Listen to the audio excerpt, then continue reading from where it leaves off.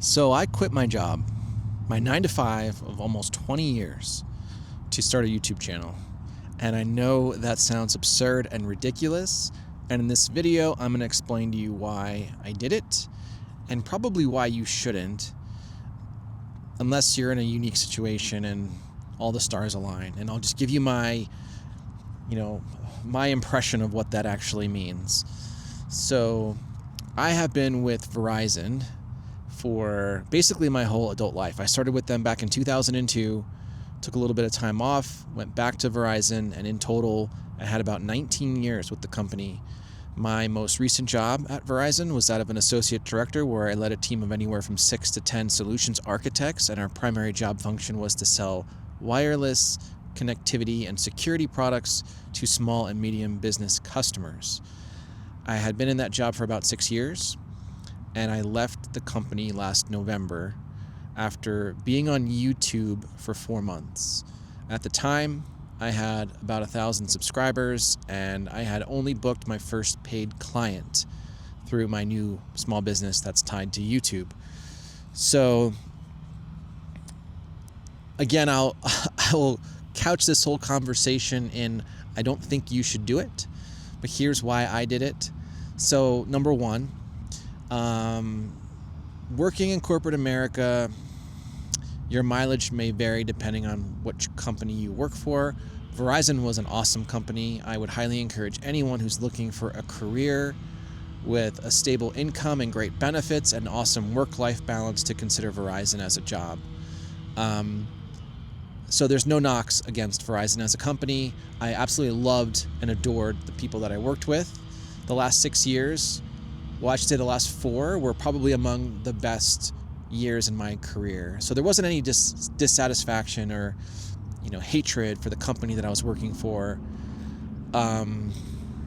I had an itch. I had a compulsion. I wanted to do something different and try something risky. And I wanted to work for myself. I'm 45 years old.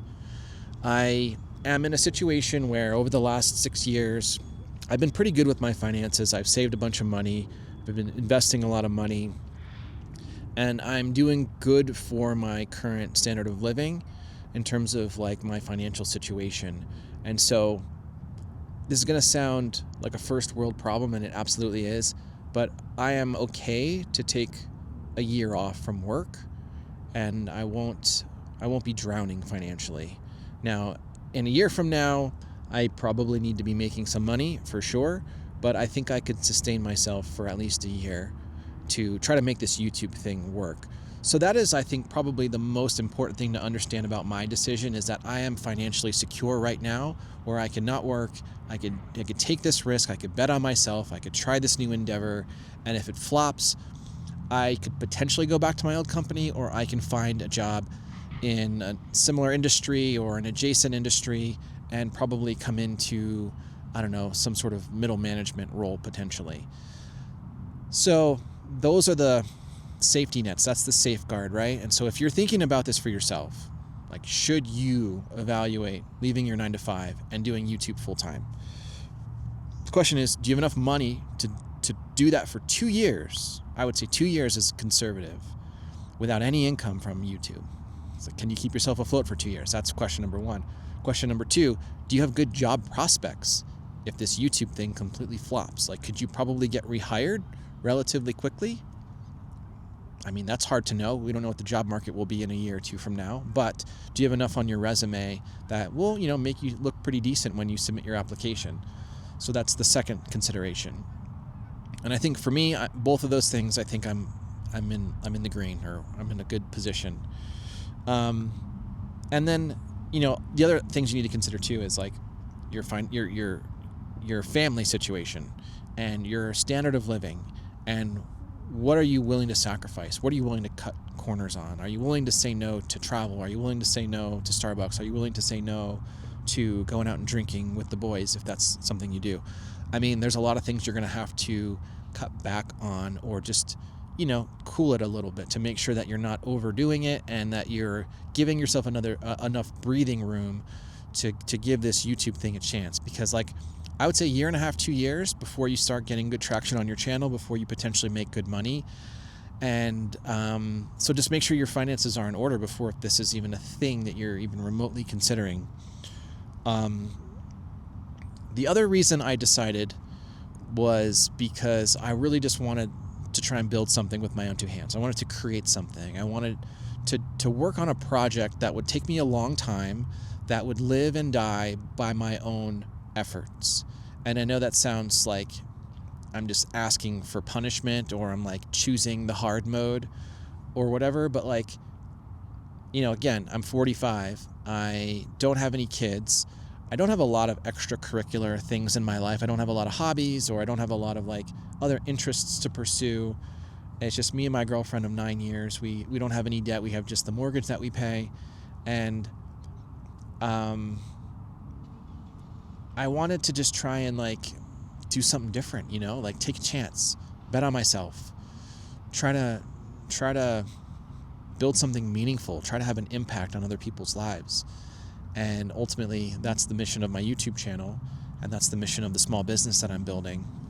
And so some of you out there may be watching and thinking that YouTube could potentially be a replacement for your full-time income strictly through AdSense. And I would tell you that that is not true unless you have a channel, I don't know, 100,000 plus subscribers, and you're getting hundreds of thousands of views. For AdSense to make sense, you need to have a lot of views and a lot of watch time hours, because and you also have to be in a pretty good niche, like a niche that has a high CPM, because I don't think most channels, like even monetized channels that are like mid-size, like, you know, 10 to 100,000 subscribers, probably not making enough money on ads to really sustain yourself. And so for me, I'm not thinking about AdSense as like my primary income source. I'm really thinking about the business I'm building on the back of YouTube as my primary income. And from that, I'm doing coaching and consulting. So essentially offering my services to my clients to see how I can help them improve, start, and grow their YouTube channels. And beyond that, perhaps a digital product, perhaps a high ticket program, course, what have you, down the road. I still feel like I'm forever away from that scenario, but in the short term, the next 6 to 12 months, I feel like I could scale up my coaching business in a way where I can keep pretty busy with that and pull in some portion of the income that is now lost having left my job. The other consideration too is I feel as though I don't need to be making as much money with my new, YouTube career as I was in my old job. If I can earn some portion of that, maybe half, maybe a little bit more than half, and have better flexibility in my day-to-day, have more creative freedom, have the ability to work and not work when I want, and still sustain myself and my standard of living and pay the bills, then that would be a win for me, because I won't have the overhead of a boss, even though I loved all my old bosses. But I won't have this strict adherence to whatever schedule is given to me. And, I'll just have all that added flexibility, and that's an added benefit. I'll get to work for myself, make my own decisions, and, get out of it what I put into it. And I think that's another thing to consider for those of you out there thinking about potentially leaving your job. Can you sacrifice this, conceptually, this paycheck that you get every 2 weeks that you may not see for a year? Think about the mental impact of that. And then how are you going to pivot from a schedule that's predefined, that's given to you, to now working for yourself and not having a commute, but essentially working on your laptop or whatever. And now you are in control of your schedule. You are in control of the hours that you work or don't work. It sounds awesome, right? But on the flip side, in practice, it can be kind of scary. It can be kind of daunting to be the one in charge of writing that schedule. And it's not enough to just write it, but how disciplined are you to keep it? You can put it on the calendar, but are you actually going to follow through on the things that you schedule for yourself? Because there's no one to tell you, when you miss an obligation or when you miss a deadline, there's no one to tell you you've missed it. You're the one telling you that you've missed it. You're the one grading or critiquing your own performance. You're the one monitoring whether you're staying on track with certain projects and deadlines and getting your videos posted and building the business and doing all the sales calls. Like, you are all the things. You're the chief executive, you're the director, you're the producer, you're the videographer, you're the talent, you're the editor, you're the marketer, you're the salesman. I mean, you have all the hats and you're wearing them all at the same time. So the other question is, can you think in multiple disciplines throughout the day? That's a challenge. I don't even know if I can do that. I didn't even think about that till just now. That's kind of wild. Can you think through the lens of multiple disciplines simultaneously? That's kind of a mind trip, actually. But that's where you're going to have to be, right? And at the end of the day, when you hang it up and you walk away from your desk, do you feel good about the work that you've put in that day? Do you feel good about the effort that you've put in?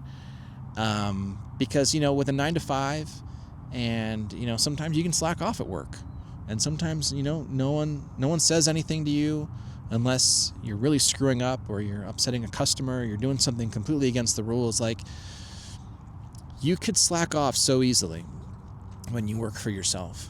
So you have to have this internal fire or motivation or determination, or a really solid process that you can stick to for extended periods of time, and I mean months and years, to ensure that things get done and ensure that you're working towards those goals.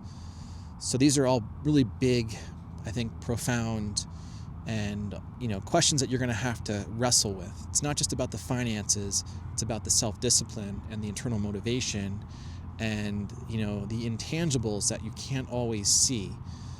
So that's the other part of it.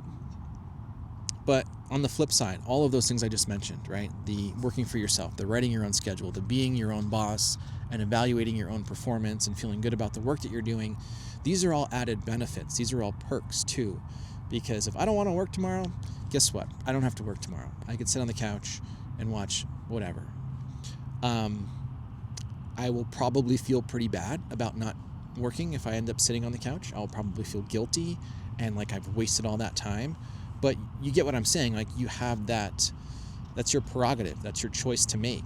And if that gets you further from your goal, as long as you're okay with that, then more power to you. If you want to make a certain amount of money and you don't need to work that day because you've already met that amount of money, like, take the day off. Do whatever you want. But yeah, there's that flexibility that you have.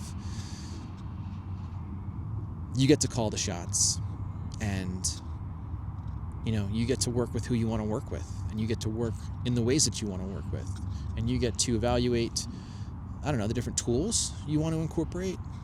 You get to make all of the decisions, and there's some fun and there's some excitement in that.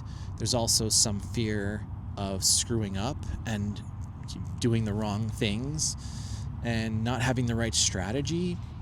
And so there's experimentation that needs to happen, there's evaluation that needs to happen, and there's just constant refinement and constant learning that you have to intentionally seek and go after. Because if you are just coasting, you're probably not growing, and if you're not growing, then I don't see how you really get to the financial goals that you want to get to if you don't already have all of these skills or talents or wherewithal to have something that people are considering paying for.